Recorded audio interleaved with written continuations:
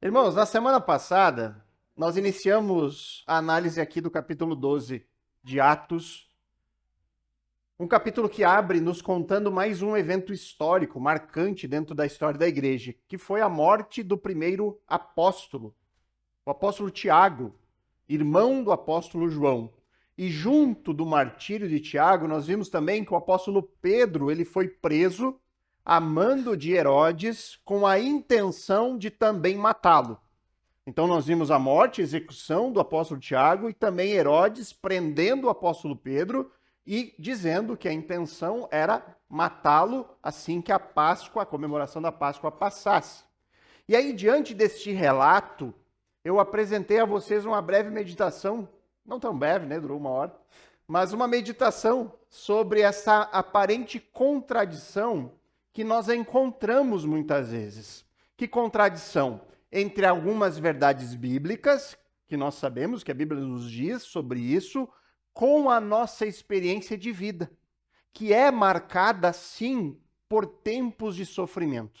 Isso faz parte da nossa existência neste mundo. E aí nós trabalhamos um pouquinho aqui como conciliar a ideia que a Bíblia nos apresenta de um Deus soberano, todo-poderoso, que pode fazer o que bem entende, que afirma claramente amar o seu povo, amar aqueles que ele escolheu para salvar, que afirma claramente cuidar do seu povo neste mundo, mas ao mesmo tempo nós encontramos o relato de um martírio, de discípulos sendo presos. Como conciliar essa realidade de Deus dizendo eu amo vocês, eu cuido de vocês, mas ao mesmo tempo esse povo que ele diz amar e cuidar sofre? Como conciliar essas coisas? E a conclusão que nós chegamos, de acordo com aquilo que a Bíblia nos revela, é que Deus, ele deseja transformar a nossa forma de pensar. Deus, ele quer transportar os nossos olhos dessa realidade que nós vivemos aqui, que é uma realidade de sofrimento, mas que é também uma realidade extremamente passageira. Ele quer levar os nossos olhos a olhar uma realidade eterna. Deus, ele quer nos mostrar que as suas promessas para nós não se resumem a algumas décadas de vida boa aqui. Não, os planos do Senhor para o seu povo são infinitamente maiores e melhores. É isso que a Bíblia nos diz. É por isso que o cristão ele pode sofrer no tempo presente, mas na certeza daquilo que lhe espera. Na certeza de que Deus tem sempre um bom propósito para ele e que o sofrimento na vida do crente tem data e hora para acabar. Se ele não acabar nessa vida, acabará sim que o cristão fechar os seus olhos aqui e acordar na eternidade. Hoje nós vamos avançar um pouco mais aqui no capítulo 12, nós vamos analisar a segunda vez que o apóstolo Pedro ele escapa da prisão. Nós já vimos ele escapando lá em Atos 5. Agora nós vamos ver isso acontecendo mais uma vez dos versos 6 a 11 de Atos 12. Então acompanhe comigo a leitura deste que será o nosso texto que nós vamos analisar essa manhã. Então diz assim a palavra do Senhor. Na noite anterior ao dia em que Herodes ia apresentá-lo ao povo, aqui ele está falando do apóstolo Pedro, Pedro dormia entre dois soldados, preso com duas correntes. Sentinelas junto à porta guardavam a prisão. Eis, porém, que sobreveio um anjo do Senhor, e uma luz iluminou a prisão. O anjo tocou no lado de Pedro e o despertou, dizendo: levante-se depressa. Então as correntes caíram das mãos dele, e o anjo continuou: coloque o cinto e calce as sandálias. E ele assim o fez. O anjo lhe disse mais: põe a capa e siga-me. Então, saindo Pedro, o seguia, não sabendo que era real o que estava sendo feito pelo anjo. Ele pensava que era uma visão.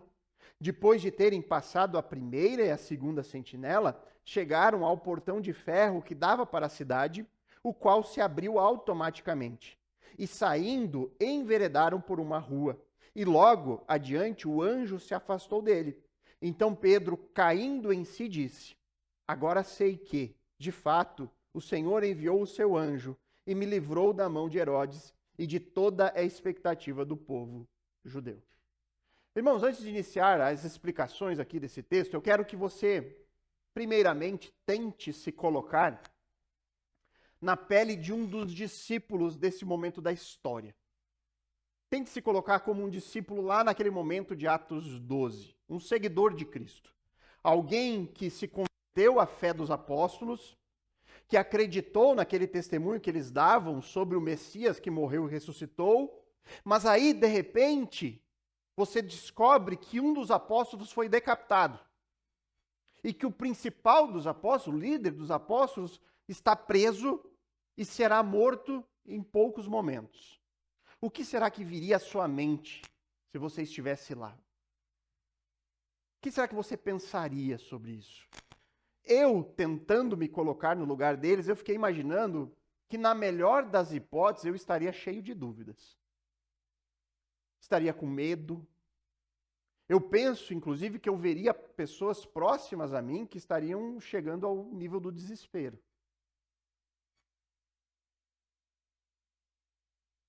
Perguntas do tipo: será que Deus nos abandonou? Será que tudo aquilo que esses apóstolos falaram era realmente verdade? Ou eles estavam falando de um reino, de uma restauração, mas um já foi morto, o outro será morto na sequência. Por que será que Deus, então, não impediu essas coisas de acontecer? Eu creio que essas deveriam ser perguntas comuns entre os crentes naquele momento. É por isso, irmãos, por causa dessas dúvidas que estavam ali certamente pairando sobre a igreja em Atos 12, que eu creio que o Senhor proporcionou o que nós acabamos de ler aqui. Deus proporcionou essa intervenção milagrosa, libertando Pedro da prisão. Eu creio que além da função óbvia aqui do milagre, qual que é a função óbvia desse milagre? Livrar Pedro, salvar a vida de Pedro. Essa é a função óbvia. Deus interferiu para que ele não morresse. Mas eu creio também que esse milagre aqui ele tem uma função pedagógica. O milagre aqui traz ensinos para a igreja. Traz ensinos para as pessoas naquele momento. E traz ensinos para nós até hoje. Eu creio que esse milagre aqui que Deus proporciona ali serve para tirar os olhos das pessoas do problema. Qual era o problema? Um apóstolo foi morto. E o outro vai ser morto na sequência. É um grande de um problema. Deus então pega os olhos da igreja naquele momento que estavam fixos naquilo que estava acontecendo no sofrimento e os faz enxergar novamente com os olhos da fé. Aquele era um momento que os olhos estavam embaçados de lágrimas. Embaçados. Choro por causa daquilo que havia acontecido com o amado Tiago. E certamente choro na expectativa do que ocorreria com o amado Pedro. Então Deus vem e intervém para que os olhos das pessoas se voltassem novamente para aquele que está cuidando de tudo.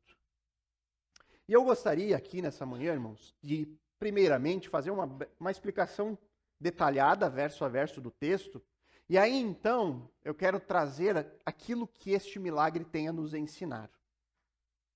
O que há aqui no texto que serve para nós como ensino? O que esse relato tem a nos dizer sobre como podemos aplicar isso para nós hoje? Então eu quero que você, se você está ainda com a Bíblia aberta, mantenha aberta e vamos acompanhando aqui verso a verso na história. Neste relato aqui, um relato histórico de algo que realmente aconteceu. E aí no verso 6 é dito o seguinte: que na noite anterior ao dia em que Herodes ia apresentá-lo ao povo para quê? Para matá-lo. Pedro, ele dormia entre dois soldados, preso com duas correntes, sentinelas junto à porta também guardavam a prisão. A imagem de hoje aqui ilustra Pedro ali dormindo no meio dos dois soldados acorrentado entre eles. Herodes havia determinado a execução do apóstolo Pedro assim que a Páscoa terminasse. Então, essa aqui, neste momento, é a última noite da celebração. É a última noite. No outro dia, Pedro seria morto. E aí, então, algo incrível acontece. Lucas, ele descreve em detalhes o que aconteceu. em detalhes como que Pedro foi liberto da prisão. Ele, inclusive, conta a maneira que Pedro estava ali. E isso torna tudo ainda mais extraordinário.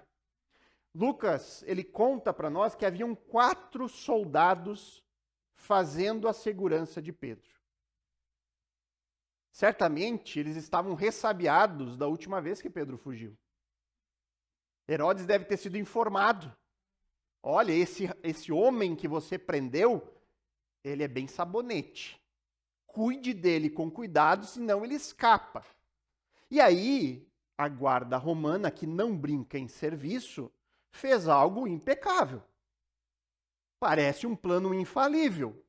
Um soldado acorrentado no braço direito, o outro no braço esquerdo, 2 soldados na porta da cela e um revezamento de 4 escoltas, de tal forma que a cada 6 horas mudava todo mundo.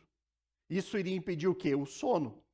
Os guardas não teriam sono. Eles ficariam acordados o tempo todo para evitar qualquer oportunidade deste homem fugir. Mas, ao contrário dos soldados, Lucas nos diz aqui que Pedro ele dormia. Ele dormia tranquilamente. Irmãos, não era um sono qualquer não, tá? Era um sono gostoso. Era o sono de alguém que parece não estar preocupado com nada. Olha o que diz o verso 7. Eis, porém, que sobreveio um anjo do Senhor, e uma luz iluminou a prisão. O anjo tocou no lado de Pedro e o despertou, dizendo: levante-se depressa. Então as correntes caíram das mãos dele. A descrição que Lucas faz aqui destaca um evento realmente sobrenatural, milagroso. O anjo aparece e a sua luz ilumina toda a prisão, o local onde Pedro estava. Isso demonstra que não era uma visão, não era só uma coisa da cabeça de Pedro, era realmente algo que estava acontecendo. E aí o texto diz que o anjo foi ali e tocou o lado de Pedro para o despertar. O curioso aqui é que no original, tocou é o verbo patasso. Aqui no sul a gente até usa, né? Levei um patasso de alguém, né? Tipo um tapa, mas na verdade no grego é a ideia de bater ou ferir. Tem estudiosos que argumentam que a palavra aqui indica um forte golpe. O anjo teve que... Levanta, Pedro! Acorda! E aí eu estava até falando para o pastor Adriano, o pastor Adriano não conhece memes. Incrível, as filhas da internet não sabem de meme, mas vocês conhecem o meme do Porco Rodolfo? Alguém conhece? Se não conhece, pesquisa no YouTube, Porco Rodolfo. Eu fiquei imaginando que Pedro estava assim nessa situação. É um porquinho que não tem jeito de acordar. A pessoa vai lá e chacoalha o porquinho dormindo no bom sono. Eu digo que Pedro estava assim, num sono assim que não conseguia fazer ele acordar ali. Isso indica o quê, irmãos? Um sono de alguém que não está com muita preocupação daquilo que está por vir. Parece que não foi fácil acordar Pedro do seu doce sono. Mas aí quando ele acorda, as correntes caem. E ele prossegue, então o anjo prossegue nas orientações ali no verso 8, dizendo: coloque o cinto, calce as sandálias, põe a capa, siga-me. E aí o verso 9 diz: então, saindo Pedro, o seguia. Não sabendo que era real, o que estava sendo feito pelo anjo, ele pensava que era uma visão. E aqui, mais uma vez, tente se colocar no lugar de Pedro. O apóstolo estava dormindo, o sono gostoso ali, um sono pesado. Aí ele é acordado no susto. Ele que estava dormindo, acorrentado entre 2 soldados, né, a forma como ele estava dormindo. E aí daqui a pouco se vê sem corrente nenhuma, né? Que nem a criança, quando ela dorme na sala, você leva para o quarto, depois ela acorda, ela não sabe como é que eu vim parar aqui. Mais ou menos é assim, Pedro, ué, o que está acontecendo? Ele se vê livre das correntes, tendo que colocar as roupas pressa, né? Ele só escuta a instrução e vai fazendo, e aí ele sai atrás daquele anjo. É óbvio que a pessoa, numa situação assim, vai pensar o quê? Deve ser uma visão, isso aqui é um sonho, né? Estou sonhando. E até que caia em si. É normal, assim acontece com nós muitas vezes, quando somos acordados de soco, até tu cair na realidade. né? Mais uma vez, os memes da internet, né? As pessoas acordando no soco, dando um chinelo para a pessoa atender. Ó, tal pessoa, a pessoa pega o chinelo e fica, oi, oi. A pessoa não sabe, até cair em si o que está acontecendo, vai tempo. Assim era a situação de Pedro.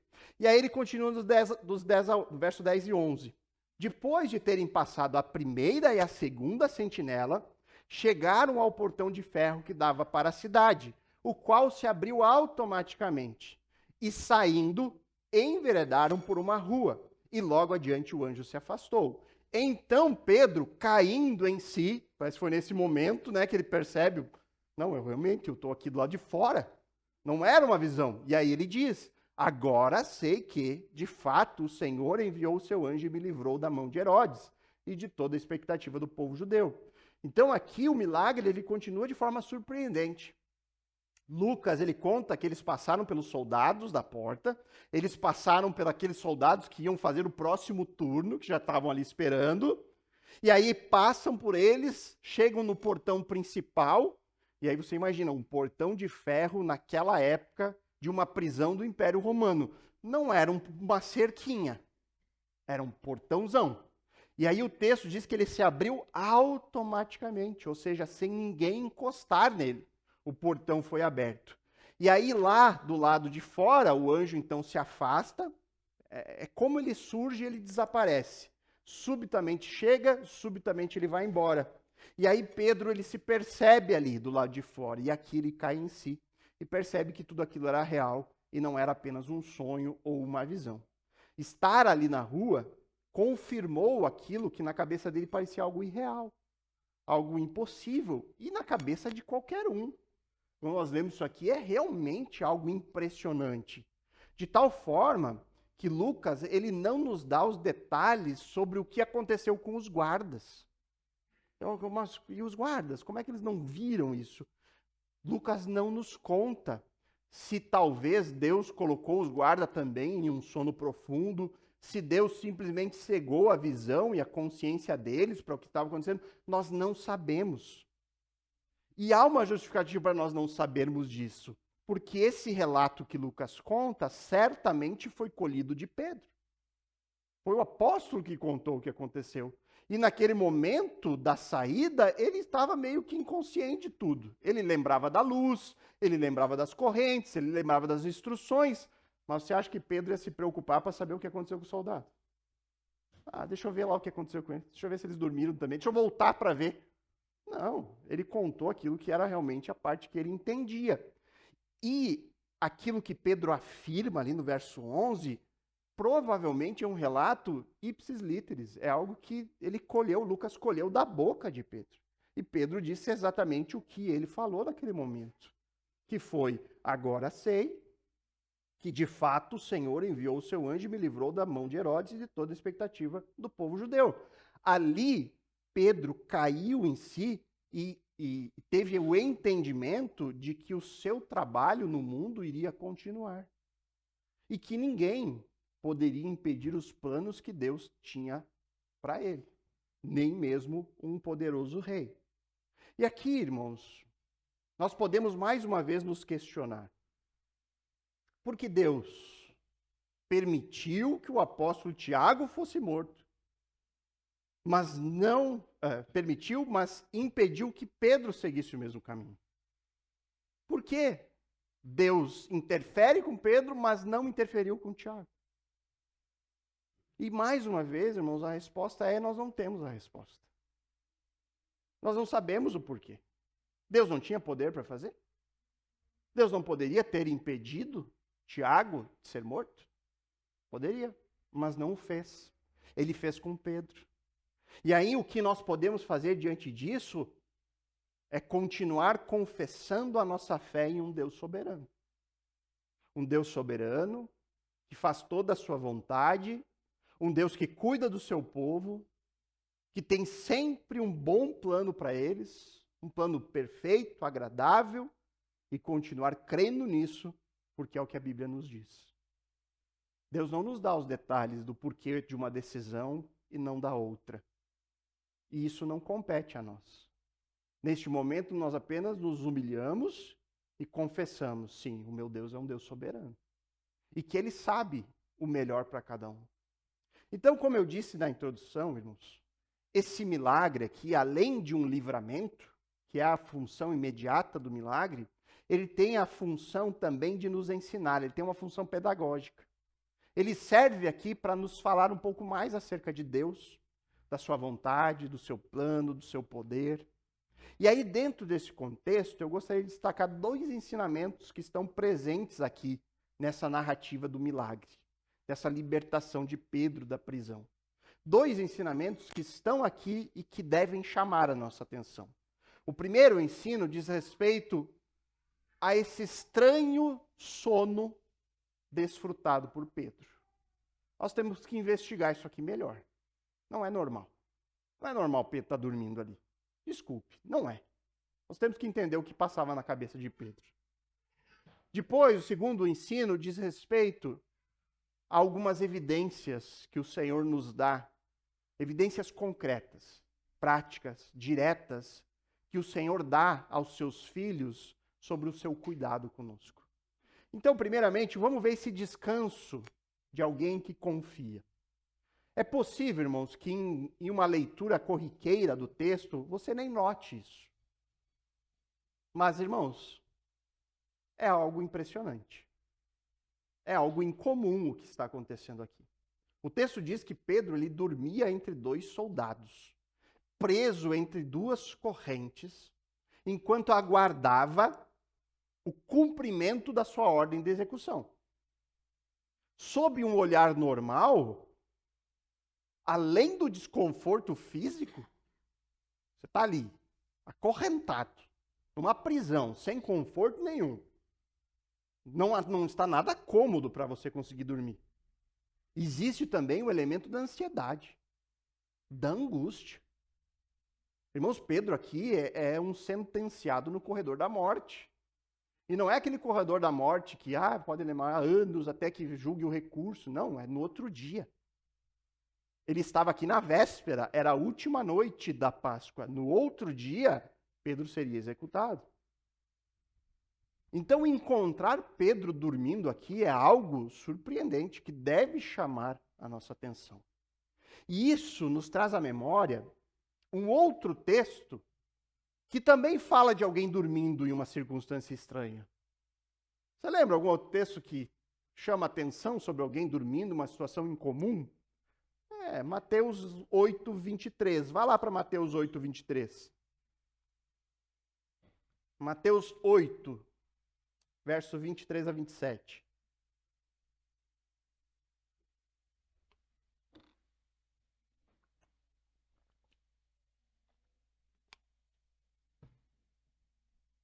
Mateus capítulo 8, versos 23 a 27.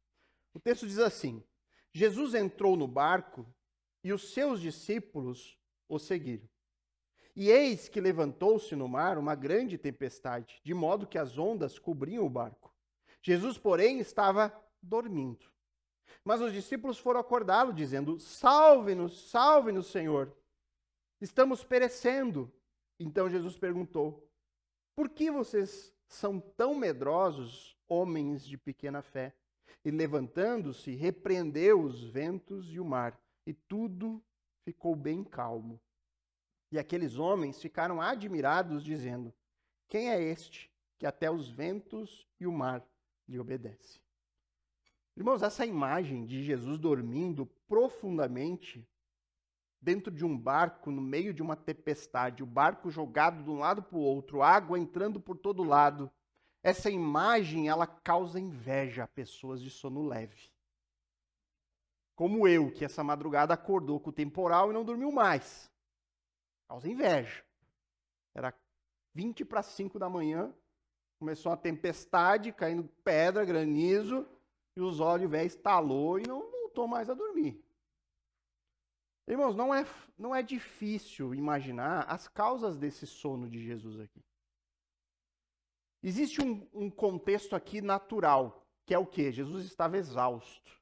Por quê? Porque o Evangelho de Mateus nos diz que Jesus ele passou o dia inteiro antes desse evento no barco, atendendo uma multidão de pessoas. Ele passou o dia curando doentes, expulsando demônios, ensinando. Fisicamente, Jesus estava exausto. E quando a gente está exausto, a gente dorme melhor, né? Você faz uma atividade física muito intensa, você tem um dia muito cansativo, chega de noite você está exausto. Aí você consegue dormir um pouco melhor.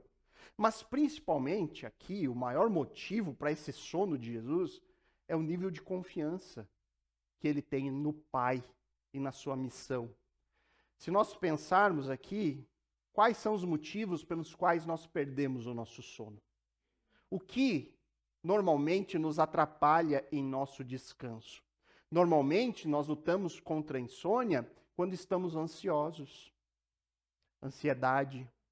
Nós estamos cheios de preocupações em relação ao nosso futuro.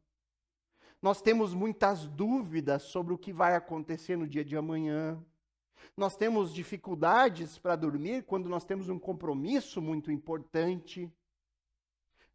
Você vai fazer uma viagem muito esperada, você não dorme bem de noite. Nós temos os jovens aí, quando tem provas importantes na escola, às vezes também perdem o seu sono por isso. No caso dos adultos, normalmente é aquele boleto que vence amanhã e nós não sabemos de onde tirar o recurso. Isso tira o nosso sono. Nós perdemos o sono quando nós percebemos que a vida foge do nosso controle. Quando nós percebemos que nós não estamos mais no controle da nossa história. Mas com Jesus não era assim. Jesus, ele confiava totalmente no Pai. Ele sabia exatamente qual era a sua missão e ele sabia exatamente que não seria uma tempestade que iria lhe tirar a vida. A sua hora iria chegar, mas ela seria em uma tempestade diferente. A morte de Jesus ocorreria na tempestade de aflições lá do Calvário. Quando Jesus seria preso, pregado em uma cruz e morto pelos nossos pecados. Naquela noite, na noite anterior ao Calvário, Jesus não dormiu. Mas ele não dormiu porque ele tinha perdido o controle, mas porque ele ficou orando ao Pai. Ele orou a noite inteira porque ele sabia que o momento mais importante da história da humanidade havia chegado. Foi por isso que Jesus ficou acordado. Mateus conta que depois os discípulos acordam Jesus do seu sono, pedem socorro a ele, e aí então Jesus acorda e ele age por meio de duas repreensões. A primeira repreensão é aos seus discípulos, depois aos ventos e ao mar. Na primeira repreensão ele diz: por que vocês são tão medrosos, homens de pequena fé? E aí quando a gente vai para o Evangelho de Marcos, Marcos ele registra com palavras ainda mais firmes, mais duras. Ele diz assim: por que vocês são tão medrosos? Como é que ainda não têm fé? E, irmãos, Jesus não estava dizendo aqui que esses homens não tinham nenhum tipo de fé. Se eles estão ali no barco, é porque eles acreditaram em Jesus. Eles se tornaram discípulos de Jesus. Tem que ter fé para isso. Mas a fé que levou esses homens a entrar no barco era ainda uma fé pequena. Era uma fé imatura, no sentido de não ter ainda a compreensão necessária. Era uma fé pequeninha, no sentido de não entender direito quem é aquele que está ali. Pedro, em Atos, não é mais o Pedro do barco. O doce sono agora de Pedro mostra que a fé do apóstolo já não é uma fé limitada. É uma fé que amadureceu. Pedro, ele desfrutava em Atos de uma fé que lhe fazia descansar nas maravilhosas promessas daquele que o salvou. Pedro, ele descansava naquilo que Jesus havia dito a ele. E talvez, e reforço, talvez, irmãos, eu não estou dizendo que seja isso, mas talvez Pedro, nesse momento em Atos, ele tivesse em mente algo que Jesus disse para ele. Jesus disse para ele lá em João 21:18, depois daquela sequência de vezes que Jesus pergunta para Pedro: Pedro, tu me amas? Pedro, tu me amas? Jesus ressurreto, né? Pedro, tu me amas 3 vezes. E aí daqui a pouco Jesus diz algo revelador para Pedro. Ele diz assim: em verdade lhe digo, Pedro, que quando era mais moço, você se cingia e andava por onde queria. Mas quando você for velho, estenderá a mão, e outro o cingirá e o levará para onde você não quer ir. Jesus afirma a Pedro que ele morreria velho. Quando você for velho, alguém vai te levar para que você seja executado. Jesus disse isso a Pedro. É possível que Pedro estivesse em mente de que ele não morreria naquele momento. De que Jesus havia dito para ele que a sua morte aconteceria quando ele fosse mais velho. Pedro, a partir daqui de Atos, ainda vai ter uns 20 anos pela frente. Talvez Pedro soubesse disso. Eu tenho mais 20 anos pela frente, não vai ser agora. Deixa eu descansar, porque eu sei que o Senhor ainda vai me usar por bastante tempo. Mas mesmo que não fosse isso, irmãos, porque isso é uma conjectura minha, mesmo que não fosse isso, é nítida a confiança dele.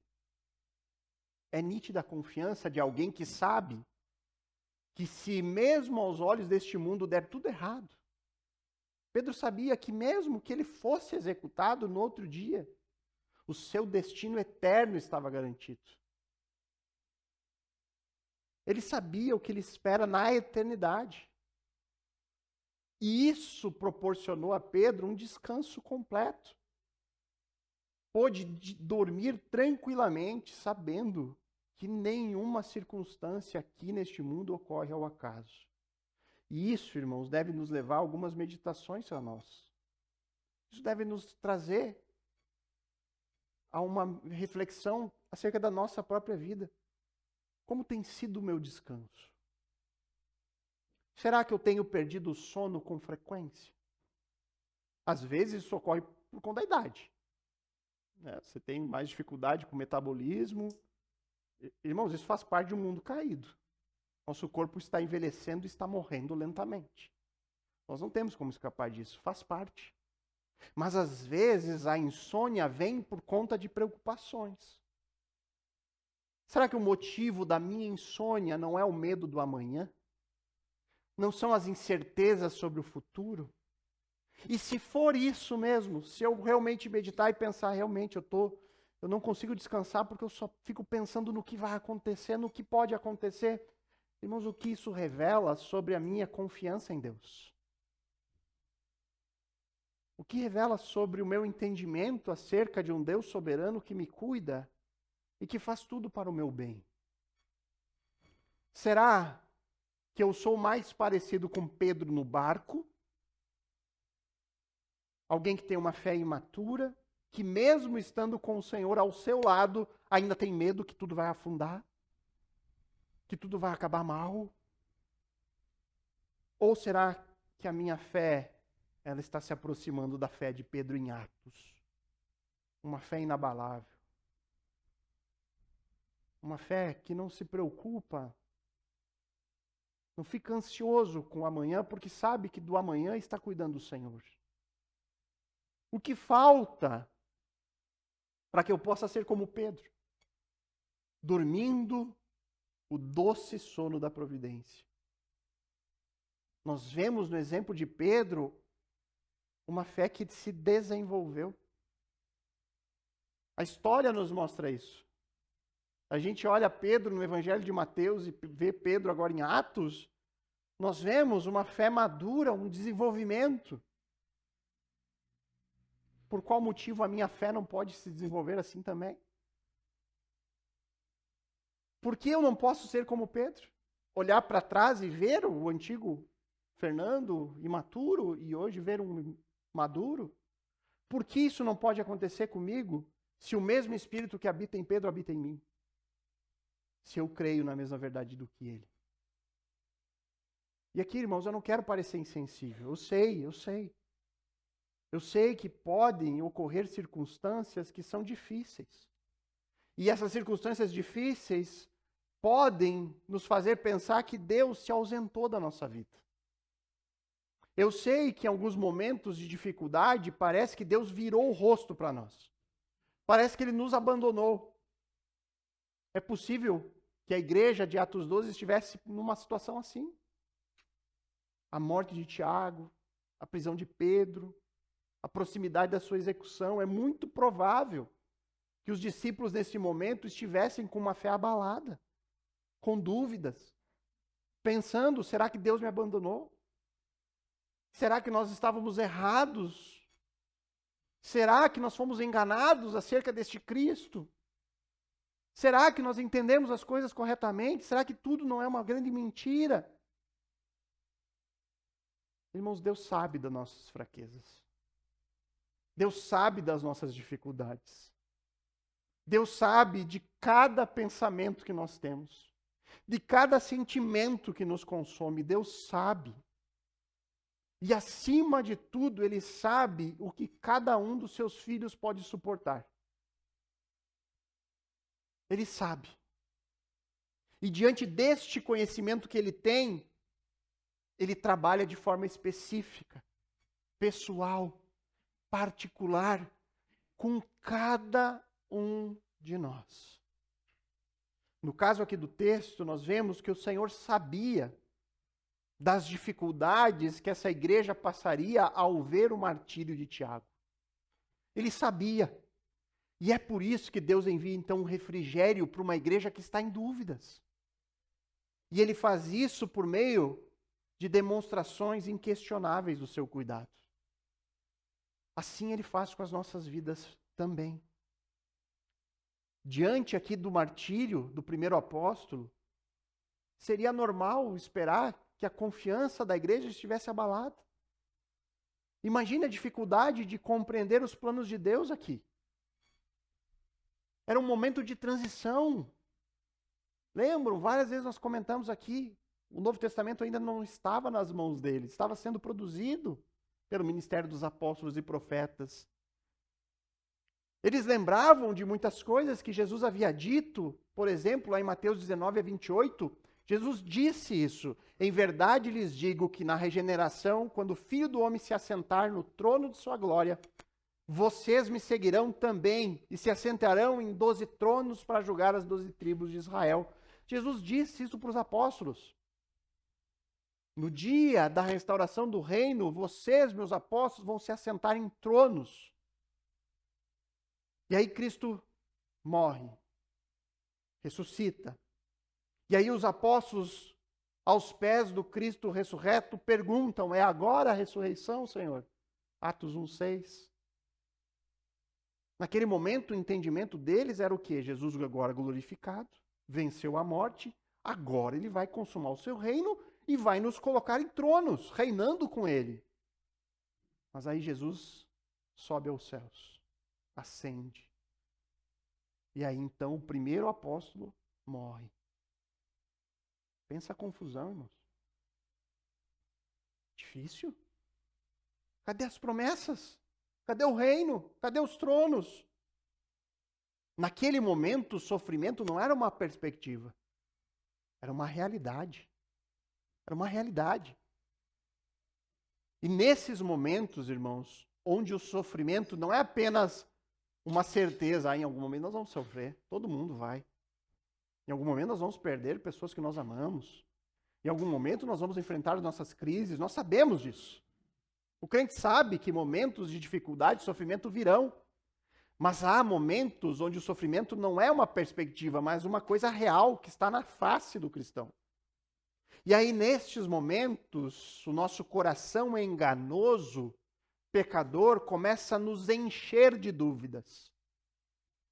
A nossa mente começa a pregar contra todas as verdades que nós sabemos, as verdades bíblicas. A nossa própria mente fica ali: será mesmo? Será mesmo que você entendeu as coisas corretamente? Será mesmo que Ele não vai te abandonar? Será mesmo que esse Deus aí está cuidando de você? Será? Será? Aí o coração vem: será que eu sou salvo? Agora não tenho nem certeza da minha salvação. Será que Deus realmente se importa comigo? Será? É por isso, irmãos, que o amor de Deus pelo seu povo, ele não se restringe apenas a palavras e promessas. Seguidas vezes, ele providencia evidências materiais, concretas do seu cuidado por nós. Aqui em Atos 12 nós vemos isso claramente. junto ao sofrimento de ver um dos apóstolos morrendo, vendo outro sendo preso, em meio a muitas dúvidas e incertezas, Deus vem e mostra de forma concreta: eu estou cuidando de vocês. Olha aqui a prova disso. Vocês questionaram ontem, né? Ontem vocês estavam questionando, vocês estavam se duvidando do meu cuidado, do meu amor. Está aqui a prova de que eu ainda estou no controle de tudo, eu sempre estive. E aí algo sobrenatural acontece. Deus, ao libertar Pedro da prisão de forma sobrenatural, ele quer lembrar ao seu povo de que ele está no controle o tempo todo. Ou Deus não poderia ter enviado o anjo antes de Tiago e Pedro serem presos e mortos? Mortos só o Tiago. Deus não poderia ter mandado esse anjo antes? Poderia ou não poderia? Claro que sim. Lembra o que Jesus disse para Pedro quando ele estava no Getsêmani e Jesus ia ser preso, e aí Pedro pega a sua espada, né? Grande espadachim Pedro. Ele saca a sua espada, ele mira a cabeça do cara, mas ele acerta o quê? A orelha. Tamanha habilidade de guerra que tinha Pedro, né? O pescador. E aí o que Jesus diz para Pedro naquele momento? Ele diz assim: coloque a espada de volta no lugar. Ou você não acha que eu posso pedir ao Pai e ele me enviaria neste momento mais de 12 legiões de anjos para me defender? E aí Jesus diz assim: mas como então se cumpririam as Escrituras que dizem que assim deve acontecer? O que é essa afirmação, senão a maior afirmação da soberana vontade de Deus? Do poder que ele tem para fazer o que ele quer. Cumprir as Escrituras é o mesmo de que fazer a vontade de Deus. Como seria feita a vontade de Deus se os anjos viessem aqui me socorrer? O mesmo pode ser dito aqui em Atos. Como seria feita a vontade de Deus para a vida de Tiago se o anjo tivesse impedido daquilo acontecer? Aquela era a vontade de Deus. Era a vontade de Deus para cada um deles. O milagre aqui tem essa função de nos ensinar. Serve para trazer os nossos olhos de volta ao trilho da confiança, ao trilho do cuidado, do amor de Deus.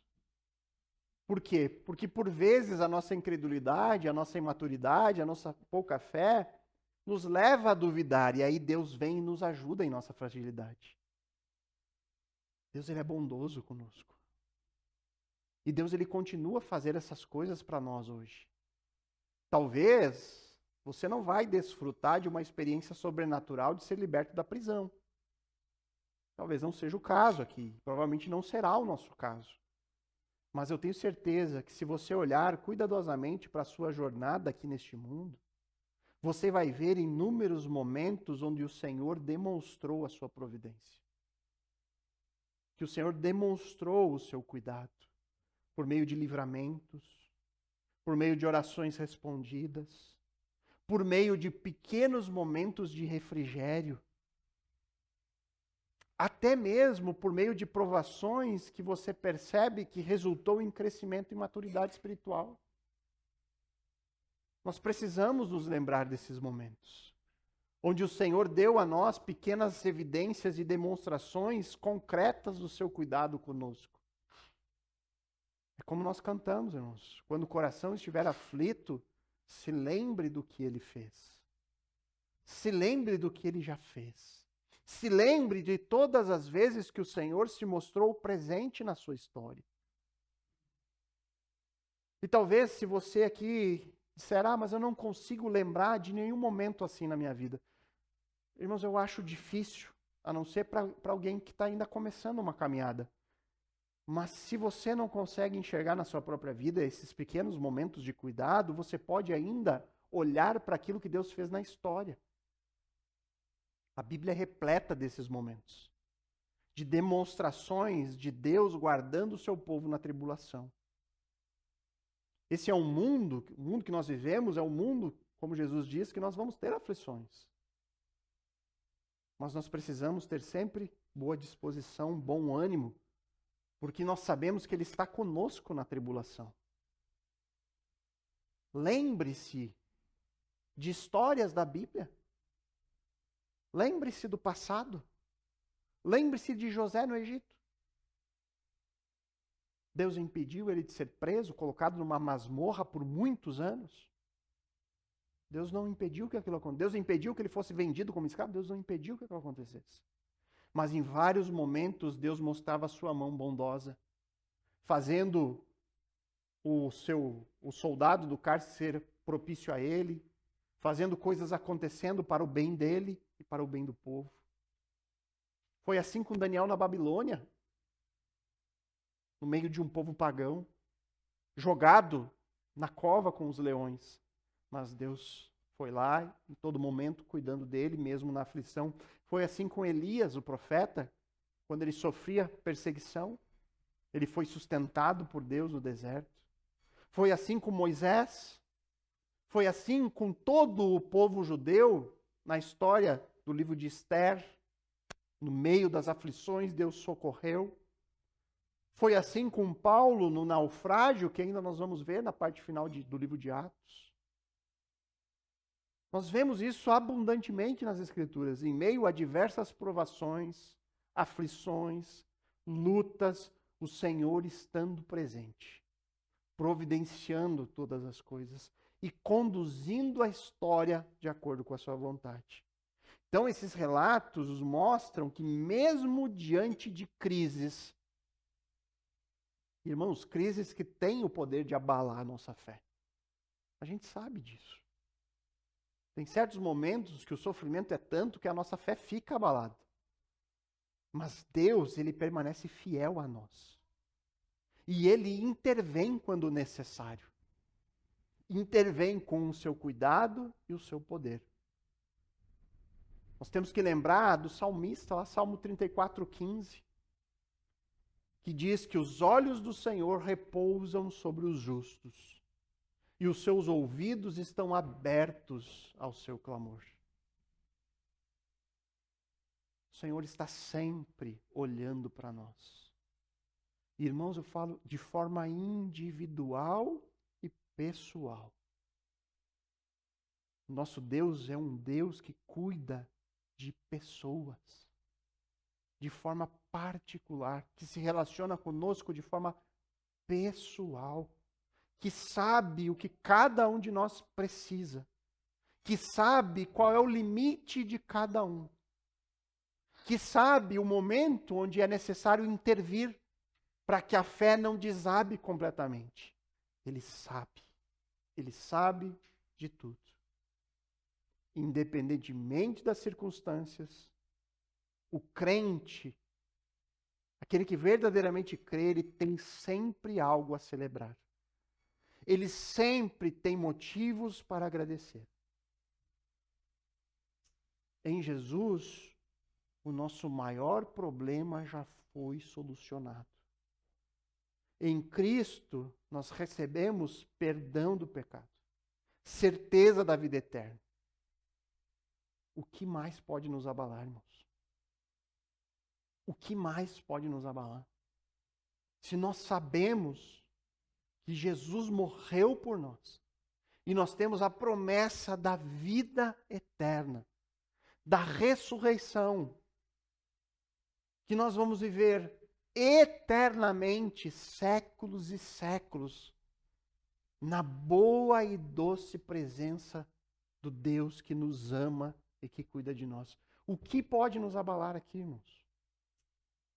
O que é capaz de tirar a nossa esperança completamente diante dessa realidade?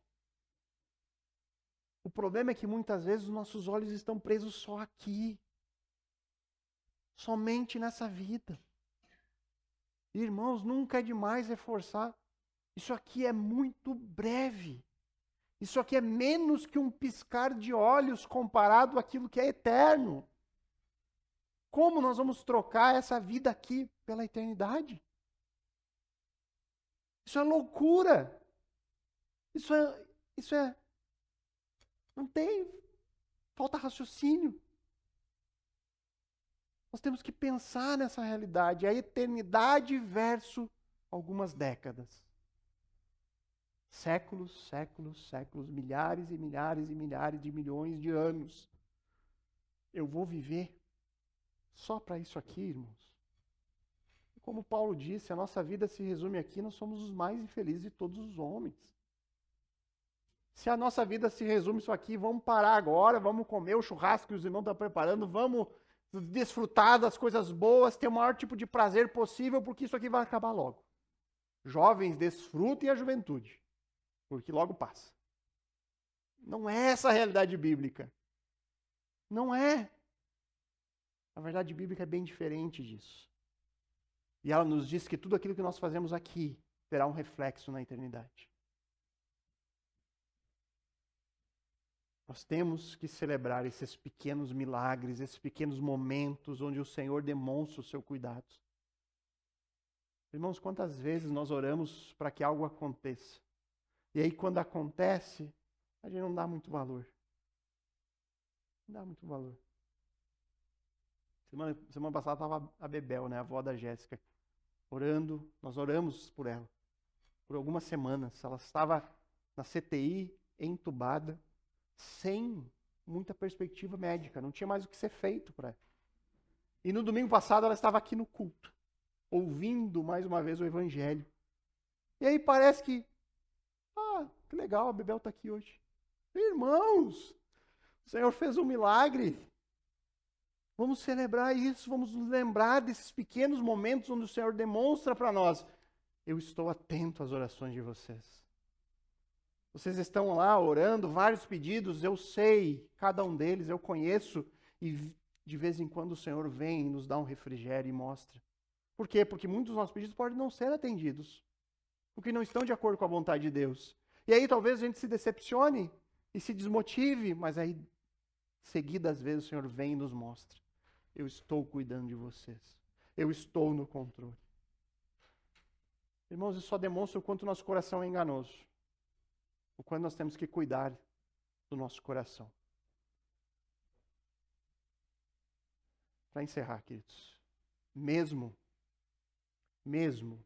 se tudo estiver dando errado na sua vida, mesmo que tudo esteja indo mal, mesmo que tudo pareça ter saído do controle, mesmo assim, se você olhar para Cristo e para o sacrifício que Ele fez, isso já é motivo suficiente para você celebrar, para você cantar, para você vibrar, na certeza de que o Senhor te salvou, de que o Senhor morreu no seu lugar.